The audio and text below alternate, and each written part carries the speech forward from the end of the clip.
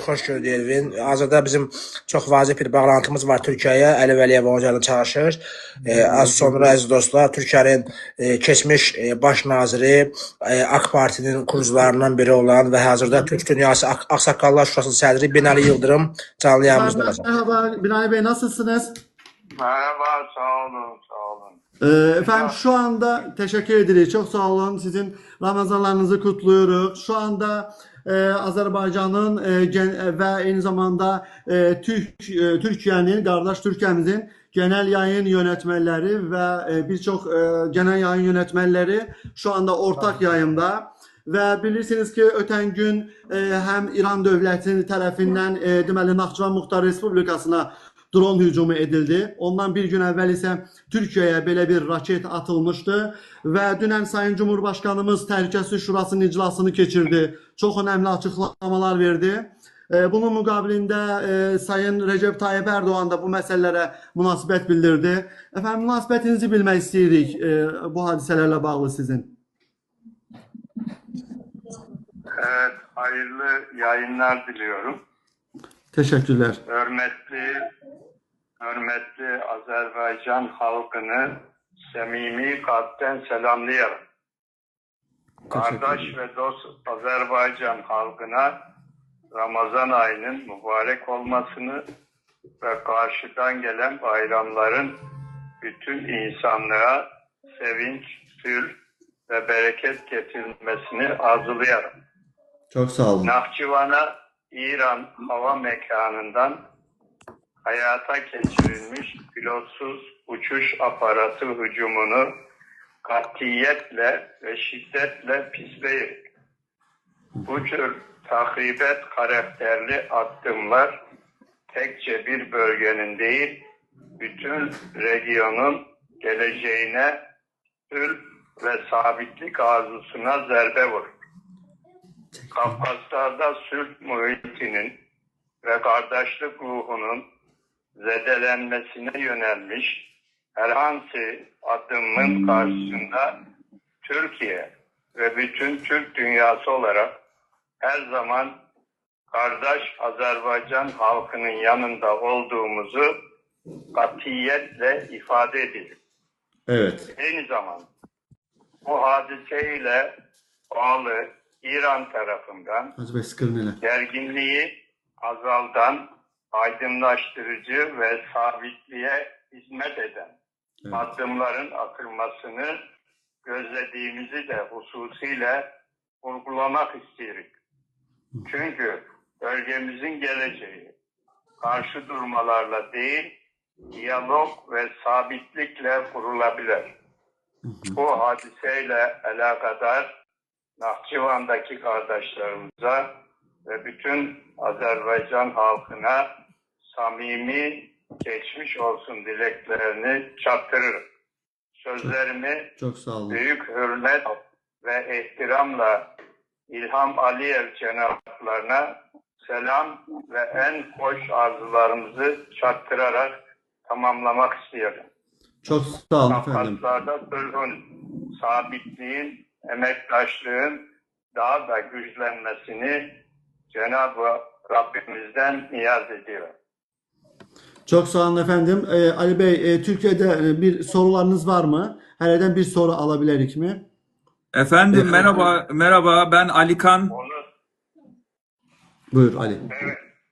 Evet. Efendim Nahçıvan'daki saldırı sonrası İran'dan biz yapmadık açıklaması geldi. Siz bu durumu nasıl yorumluyorsunuz? Ve Türkiye ile Azerbaycan'ın bu süreçteki birlik mesajı hakkında ne söylemek istersiniz?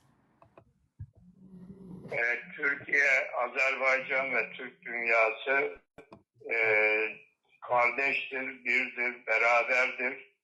Bir kardeşimize yapılacak saldırı bütün kardeşlerimize yapılmış demektir.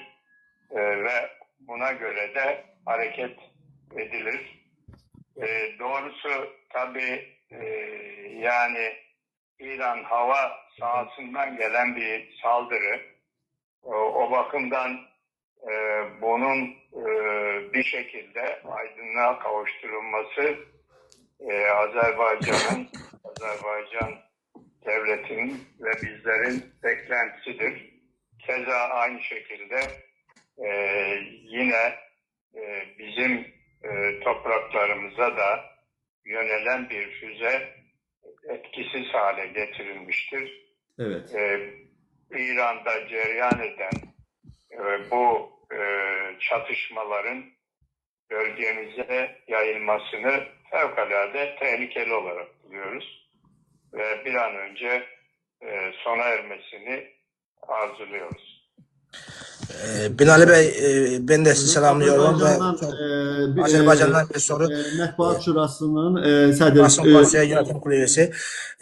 İran'dan Türkiye'ye 2 gün önce, 3 gün önce bir raket atıldı ve orada NATO qüvvələri tərəfindən bu karşısı alındı. Bu ilə bağlı sizin fikirlərinizi bilmək istedim ve yeniden böyle bir hareketlenme olursa Türkiye'nin tavrı nasıl olacak?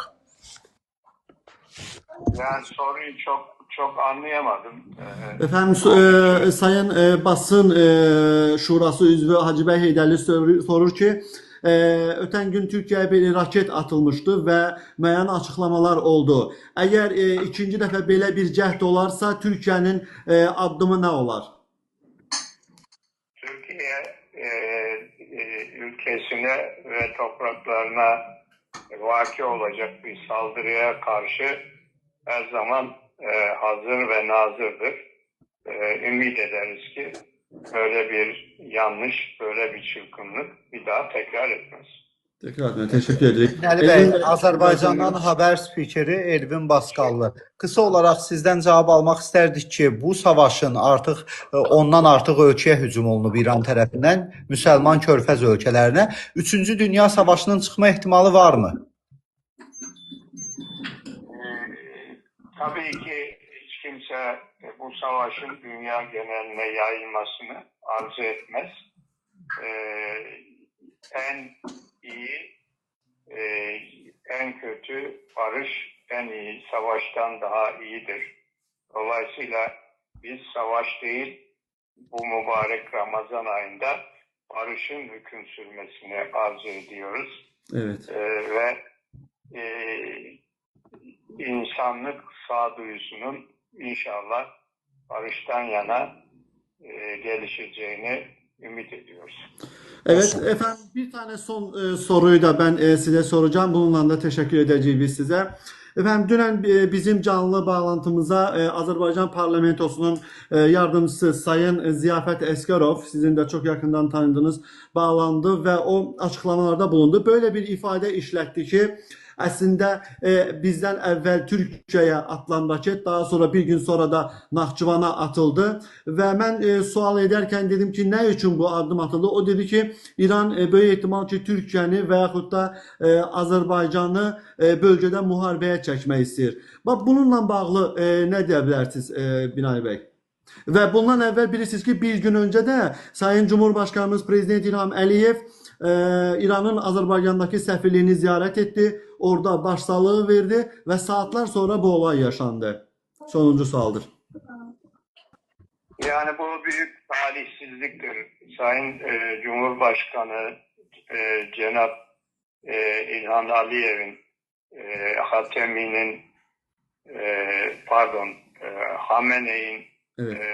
Şehit edilmesi üzerine Büyükelçilikte bir de hatıra imzalaması karşısında böyle bir cevap verilmesi doğrusu büyük bir talihsizliktir. Üzüntü vericidir. Yani tabii ki ben spekülasyonlar üzerinden bir hüküm oluşturma niyetinde değilim. Ümit ederim ve bekleriz ki bölge olarak, Türk dünyası olarak bu savaş daha da büyük boyutlara ulaşmaz ve bir küresel çatışmaya dönüşmez. Bunun için sağduyulu hareket etmek gerekiyor. Bunun için her ülkeye düşen görevler var. Ama yapılacak çılgınlıklara ve akıl dışı davranışlara karşı da hazır olduğumuzu bütün tarafların bilmesinde fayda var. Teşekkür Əziz ederim. dostlar, bir daha mən bildirirəm ki, bu dəqiqələrdə ortaq yayımda Türkiyə dövlətinin sonuncu baş naziri və Türk dünyasının siyasətdə böyük isimlərindən biri və Türk Dövlətləri Təşkilatının Ağsaqqallar Şurasının sədri hörmətli cənab Biləni Yıldırım idi.